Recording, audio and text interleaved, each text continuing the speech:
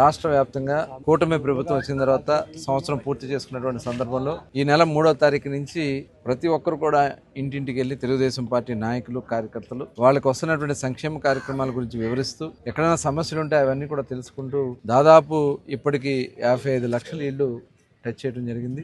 నిజంగా ఇది ఒక రికార్డ్. ఇవాళ దాదాపు 1,20,00,000 ఇళ్లలో దగ్గర 55 లక్షల ఇళ్లు ఇవాళ మా కార్యకర్తలు నాయకులు మరి ప్రతి గడపకి వెళ్ళి వాళ్ళకి వివరిస్తాం జరుగుతూ ఉంది. స్పందన కూడా చాలా బాగుంది. ప్రతి ఒక్కరు కూడా చాలా ఆనందంగా చాలా మంచి ప్రభుత్వం ఇది, అన్ని కార్యక్రమాలు చేస్తున్నారు, ఇచ్చినటువంటి హామీ ప్రతిదీ కూడా నిలబెట్టుకుంటున్నారు, ఇవాళ మేము స్వేచ్ఛగా బయటకు వచ్చి మాట్లాడగలుగుతున్నాం అని చెప్పి వాళ్ళు మాట్లాడుతున్నారు. ఎందుకంటే గతంలో మనం చూసాం కనీసం ఎవరికి సమస్య చెప్పుకోవాలని కూడా తెలియనటువంటి పరిస్థితి. బయటకు వచ్చి మాట్లాడితే వాళ్ళ మీద కేసులు, దాడులు, అధికారులు కూడా ప్రజాప్రతినిధులు బయటికి రావాలన్నా కూడా వాళ్ళ దగ్గరికి వెళ్ళాలన్నా కూడా అందుబాటులో ఉండనటువంటి పరిస్థితి. ఇవాళ మరి అటువంటి పరిస్థితుల నుంచి ఇవాళ ప్రజలకి స్వేచ్ఛ పరిపాలన అందిస్తూ ఇవాళ సమస్యలు తెలుసుకుంటూ ఇవాళ గ్రామాల్లో కూడా ఇటు సంక్షేమ కార్యక్రమాలు 4,000 రూపాయల పెన్షన్, 6,000 రూపాయలు, తర్వాత 15,000 రూపాయలు పెన్షన్ అందించడమే కాకుండా 1వ తారీఖు ఇవ్వడమే కాకుండా గ్యాస్ సిలిండర్ ఇప్పుడు దగ్గర 2 కోట్ల గ్యాస్ సిలిండర్లు ఇచ్చాం. అట్లాగే మొన్ననే తల్లికి వందనం కింద 68 లక్షల మంది మరి తల్లుల అకౌంట్ లో పిల్లల డబ్బులు వేయటం జరిగింది. అదే విధంగా ఇప్పుడు ఆగస్టు 15 నుంచి ఉచిత బస్సు ప్రయాణం, అలాగే రైతులకు కూడా అన్నదాత సుఖీభావ కింద